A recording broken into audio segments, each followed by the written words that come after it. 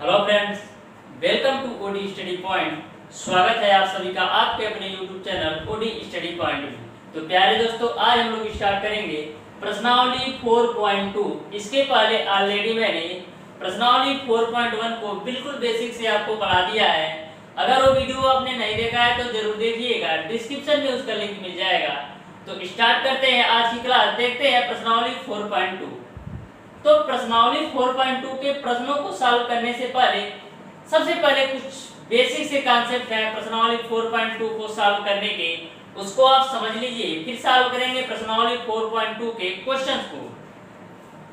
जैसे पहला इसका है कि यदि किसी सारणी का दो स्तंभ अथवा दो पंक्ति बराबर हो तो उसका मान शून्य होता है। कोई भी आपका सारणी है, उसके दो स्तंभ या दो कॉलम समान हो तो उसका मान शून्य होता है। जैसे मान लीजिए ए आपकी सारणी है, ए आपके नंबर है, ओके। यदि आपके दो कॉलम या दो रो के वैल्यू की मान समान हो जाए तो जो सारणी की वैल्यू होगी वह 0 होगा। सेकेंड पॉइंट आपका ये है कि यदि किसी सारणी में कोई एक स्तंभ या पंक्ति का मान शून्य हो तो उस सारणी का मान शून्य होता है। मान लीजिए आपकी कोई ये सारणी है, इस सारणी को इस तरीके से मैंने डिजाइन कर दिया, ओके। यहाँ पर मैंने 9 नंबर ले लिया है। इस सारणी में किसी भी रो, किसी भी कॉलम अथवा किसी भी रो की वैल्यू अगर 0 है तो इस सारणी का मान शून्य होगा। यानी अगर ये सारे 0 हो जाए और ये सारे नंबर दिया रहे, यानी ए जो पहला कॉलम है इस पूरे कॉलम की वैल्यू 0 हो और ये चाहे नंबर हो तो इसका मान 0 होगा। यदि कॉलम की वैल्यू 0 ना होकर के रो की सारी वैल्यू, किसी भी एक रो की सारी वैल्यू आपका 0 हो तो भी इस सारणी का मान 0 होगा। ये आपके बेसिक से कॉन्सेप्ट है। अब मैं आपको क्वेश्चन सॉल्व करवाऊंगा, तो स्टार्ट करते हैं। देखते हैं पहला क्वेश्चन दिया गया है कि बिना प्रसरण किए और सारणिकों के गुणधर्मों का प्रयोग करके निम्नलिखित प्रश्न 1 से 5 को सिद्ध कीजिए। आपको बिना प्रसरण किए सारणिक के गुणधर्मों का उपयोग करना है और आपको 1 से 5 तक के क्वेश्चन को सिद्ध करना है। पहला क्वेश्चन आपका इस प्रकार से दिया है,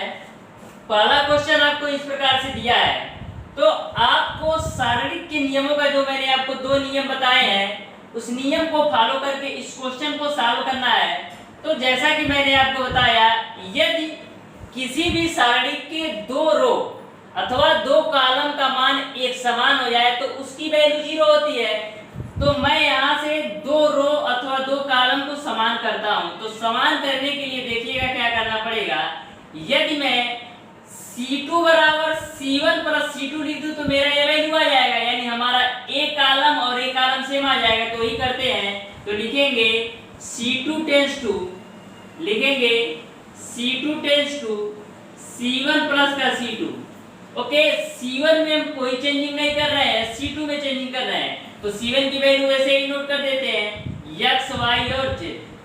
अब यहाँ से आपको C2 में चेंज करना है C1 प्लस C2, तो C1 प्लस C2 यानी आपका मिल जाएगा x plus a, C1 plus C2 यानी आपको मिल जाएगा y प्लस का b, और यहाँ से C1 प्लस C2 यानी आपको मिल जाएगा z प्लस c। और C3 में कोई चेंजिंग नहीं, तो ऐसे ही नोट कर देना है x प्लस a और y प्लस b और z प्लस c। इस तरीके से आपने देखा कि आपका कॉलम सेकेंड और कॉलम थर्ड, यानी दूसरा कॉलम और तीसरा कॉलम एक दूसरे के समान है। इस तरीके से इसका जो मान होगा वो 0 के बराबर हो जाएगा। इस तरीके से आपका ये क्वेश्चन सॉल्व हो गया। देखते हैं दूसरा क्वेश्चन। सेकेंड क्वेश्चन आपका इस प्रकार से सारणी के रूप में दिया है, आपको 0 के बराबर प्रूव करना है।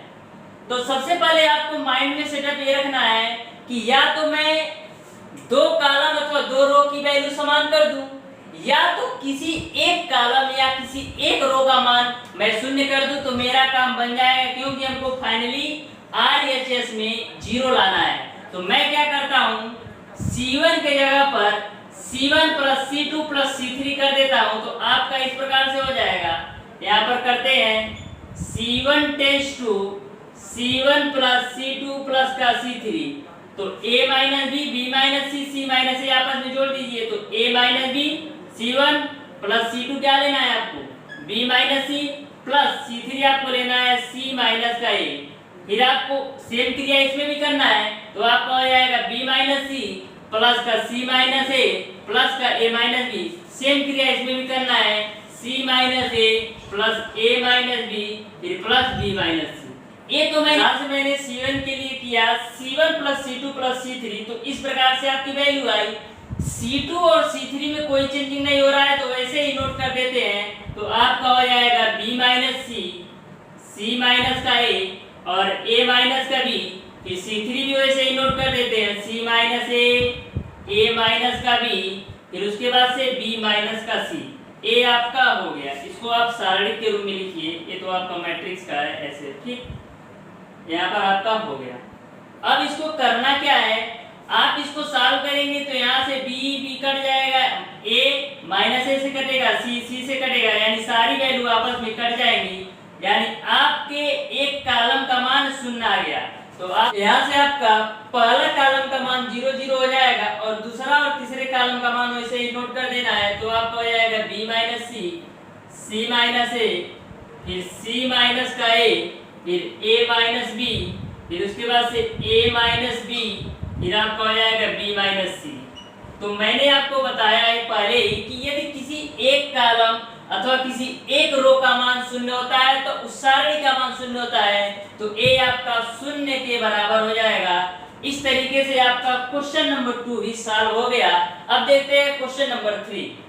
क्वेश्चन नंबर 3 आपका इस प्रकार से दिया है, आपको 0 के इक्वल प्रूफ करना है। तो मैंने आपको 2 नियम बताया कि यदि 2 कॉलम का मान या 2 रो का मान आप बराबर कर देते हैं तो भी उस मैट्रिक्स का मान 0 होता है, या किसी एक रो या किसी एक कॉलम का मान 0 कर देते हैं तो भी आपका उस सारणी का मान 0 के बराबर हो जाता है। तो मैं इस क्वेश्चन में क्या करूंगा, आपका कॉलम 1 का मान मैं कॉलम 3 के बराबर करूंगा। ऐसा करने के लिए हमको क्या करना पड़ेगा, 9 से C2 में मल्टीप्लाई करने का, तो 9 सत्ते 63 अब प्लस का C1 जोड़ देंगे तो हमारा 65 हो जाएगा। तो सेम क्रिया अपनाते हैं, तो समझिएगा आपको करना क्या है। मैं लिखता हूं C1 tense to C1 plus 9C2, तो C1 का मान आपका 2 है प्लस 9 गुणे C2 का मान आपका 7 है। फिर सेम क्रिया इसके साथ भी करेंगे, तो C1 का मान यहाँ पर कितना है 3 प्लस 9 गुणे C2 का मान आपका है 8। फिर सेम क्रिया इसके साथ, तो 5 प्लस 9 गुणे 9 और C2 और C3 में कोई चेंजिंग नहीं तो वैसे ही नोट कर देते हैं 7 8 और 9। फिर C3 भी वैसे ही नोट कर देना है, तो 65 75 उसके बाद से आपका है 80 का 6। ओके, अब इसको आप सॉल्व कर लीजिए, 9 सत्ते 63 और 2 65, तो आपको मिल जाएगा 65। फिर यहाँ पर कितना मिलेगा 9 8 72 3 75 यहाँ पर मिल जाएगा। फिर यहाँ पर 99 81 और 5 86 मिल जाएगा। ये आपके C1 का मान आ गया। अब C2 का मान कोई चेंजिंग नहीं तो वैसे ही नोट कर देते हैं, तो हो जाएगा 7 8 9। फिर C3 65 75 86 65 75 और 86। तो आप देख रहे हैं कि 2 कॉलम का मान हमारा बराबर आ गया, यानी इसकी वैल्यू हमारा 0 हो गई। इस तरीके से आपका ये क्वेश्चन सॉल्व हो गया। देखते हैं क्वेश्चन नंबर 4। क्वेश्चन नंबर 4 आपको इस प्रकार से दिया है, तो आपको इसका भी मान 0 के इक्वल करना है। तो मैं या तो 2 कॉलम या 2 रो का मान समान कर दूं, या किसी एक रो अथवा एक कॉलम का मान 0 कर दूं, तो मेरा 0 के इक्वल आ जाएगा। तो मैं क्या करता हूं, मैं इसमें सॉल्व करता हूं, 2 कॉलम का मान सेम करूंगा। तो 2 कॉलम का मान सेम करने के लिए हमको करना क्या होगा, सबसे पहले मैं इस कॉलम को ऐसे ही नोट कर देता हूं 1 1 1, फिर उसके भी ऐसे ही नोट कर देता हूं, तो BC CA और AB। अब इस A का इस ब्रैकेट में मल्टीप्लाई, इस B का इस ब्रैकेट में मल्टीप्लाई और इस C का इस ब्रैकेट में मल्टीप्लाई कर देते हैं, तो आपको मिलेगा AB प्लस का AC और यहाँ पर आपको मिलेगा BC प्लस का AB और यहाँ पर आपको मिलेगा AC प्लस का BC। ओके, अब ये मैंने कर दिया। अब आपको करना क्या है, यदि मैं C1 और C2 जोड़ दूं C3 के लिए, तो हमारा मान AB BC CA AB BC CA AB BC CA तीनों सेम आ जाएगा। तो करते हैं वही, तो करेंगे हम क्या कि C3 tense to C2 plus का C3 करते हैं, और C1 में मैं कोई चेंजिंग नहीं कर रहा हूं, तो वैसे ही नोट कर देंगे 1 1 1। फिर C3 में चेंजिंग हो रहा है तो C2 का मान भी कोई चेंजिंग नहीं, तो हो जाएगा BC AC, फिर आपका है AB। अब करना क्या है, C3 के लिए C2 प्लस C3 करना है, तो कर लेते हैं। तो आपका हो जाएगा AB plus BC plus AC, हो जाएगा आपका AB plus BC, AB plus BC plus का CA। फिर इसके लिए भी हो जाएगा आपका AB plus BC plus CA, AB plus BC plus का CA। फिर इसके लिए सेम होगा AB BC CA, तो हो जाएगा आपका AB धन BC धन CA। ओके, अब यहां से आपको CA, ओके, उसके बाद से आपका तीनों कॉलम में AB BC CA AB BC CA AB BC CA common है, इसको मैं कॉमन ले लूंगा तो हमारा बचेगा 1 1 1। फिर यहाँ पर आपका बचेगा BC AC AB, फिर ये तीनों तो आपने कॉमन ले लिया AB BC CA, तो यहाँ पर मिलेगा 1 1 1। तो यहाँ पर आपका, जैसा कि मैंने आपको बताया, यदि दो कॉलम का मान सेम हो तो उसका वैल्यू 0 होता है। इस तरीके से आपने एक क्वेश्चन भी प्रूव कर लिया। अब देखते हैं क्वेश्चन नंबर 5। तो इस क्वेश्चन को सॉल्व करने के लिए सबसे पहले मैं क्या करूंगा, R1 R2 R3 आपस में जोड़ देता हूं। तो जोड़ते हैं, तो देखिएगा आपका B भी आपको 2 टाइम मिलेगा, A भी आपको 2 टाइम मिलेगा और C भी आपको 2 बार मिलेगा। ऐसा इसलिए मैं कर रहा हूं कि हमारा 2 पहले निकल आए। तो इसको आप जोड़ेंगे R1 plus R2 plus R3, तो देखिएगा आपको क्या मिलेगा, लिखेंगे R1 tense to R1 plus R2 plus का R3, R1 tense to R1 plus R2 plus R3 करेंगे तो आपका B भी 2B हो जाएगा, C 2C हो जाएगा, A 2A हो जाएगा। तो लिखेंगे 2 A plus B plus C लिख सकते हैं। फिर सेम क्रिया इसमें भी देखिएगा, R 2 बार है, P भी 2 बार है, Q भी 2 बार है, तो इसको भी हम लिख सकते हैं 2 हो जाएगा P धन Q धन R। फिर इसमें भी सेम क्रिया करना है, Z आपका 2 बार है, X 2 बार, Y 2 बार, तो इसको लिख सकते हैं 2 X धन Y धन Z। ओके, फिर सेम क्रिया यहाँ पर मैंने कर दिया R1 plus R2 plus R3 के लिए। फिर R2 R3 में कोई चेंजिंग नहीं, तो वैसे ही नोट कर देते हैं C plus A R plus P, फिर उसका Z प्लस X, फिर उसके बाद से A प्लस B, फिर उसके बाद से P प्लस Q, फिर उसके बाद से X प्लस Y। यहाँ तक आपको समझ में आ गया होगा। यहाँ से आपको 2 ये बाहर निकल आएगा, यहाँ से भी 2, यहाँ से भी 2, यहाँ से भी 2, तो आपको मिलेगा 2 कॉमन हो जाएगा, तो आपको मिल जाएगा A plus B plus C, और यहाँ पर आपको मिल जाएगा P plus Q plus R, और यहाँ पर आपको मिल जाएगा X प्लस Y प्लस का Z। ओके, अब मैं क्या करता हूँ, R2 के लिए R2 माइनस R1 कर देता हूँ। तो लिखेंगे R2 tense to R2 minus का R1 करते हैं। तो R2 में से यदि आप R1 घटाएंगे, R2 का मान आपका क्या है, CA, तो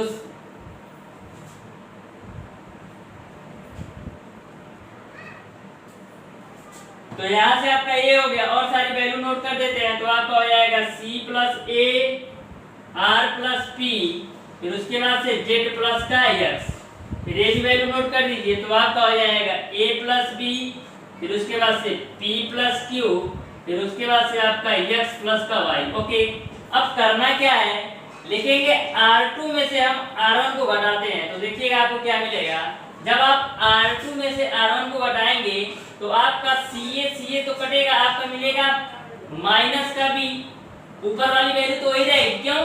क्योंकि हम R2 में चेंजिंग दिला रहे हैं, तो R1 का मान वही रहेगा, A plus B plus C, फिर आपका P plus Q plus R, फिर आपका X प्लस Y प्लस का Z। अब R2 के लिए मैं कर रहा हूँ, लिखेंगे R2 tense to R2 minus का R1, यानी R2 में से जब R1 आप घटाएंगे तो आपका A और C तो कटेगा, आपको मिलेगा माइनस का B, और यहाँ पर आपका क्या कटेगा, यहाँ पर आपका R और P कटेगा, तो R और P कटेगा तो आपको मिलेगा माइनस का Q, और यहाँ पर आपका Z और X कटेगा तो आपको मिलेगा यहाँ पर माइनस का Y। यहाँ तक क्लियर है। अब देखिए मैं R3 में चेंजिंग लाता हूं, तो R3 में क्या करेंगे, R3 में से R1 घटाएंगे, तो लिखेंगे R3 tense to R3 minus R1। तो यहाँ से A भी आपका कैंसिल होगा तो C मिलेगा, वो भी माइनस में। यहाँ पर आपका P Q कैंसिल होगा तो आपका मिलेगा R O भी माइनस में।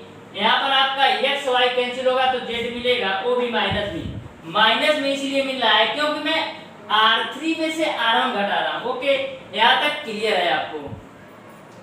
अब आपको करना क्या है, यदि मैं R1 tense to R1 plus R2 कर दूं, R3 कर दूं, तो हमारा BC कट जाएगा, यहाँ पर ये मिल जाएगा। तो वही करते हैं, तो आपका हो जाएगा, लिखेंगे R1 tense to R1 plus R2 plus का R3, तो हो जाएगा आपका A plus B plus C है, वो BC आप जोड़ेंगे तो दोनों माइनस में है, तो BC यहाँ से कैंसिल होगा, आपको मिलेगा A, और इन तीनों को आप जोड़ेंगे R1 plus R2 plus R3, तो Q और R आपका कटेगा, तो यहाँ से आपको मिल जाएगा P, और R1 plus R2 plus R3 इसके लिए करेंगे तो आपका Y और Z, इस Y और Z से कैंसिल होगा, यहाँ पर आपको मिल जाएगा X।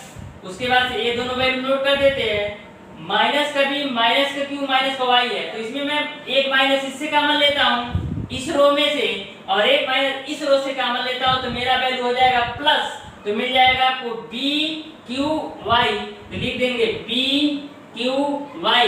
फिर इसमें भी माइनस कॉमन ले लिया आपने, तो C R Z, तो यहाँ पर आपका हो जाएगा C R Z, और 2 आपका पहले से है ही।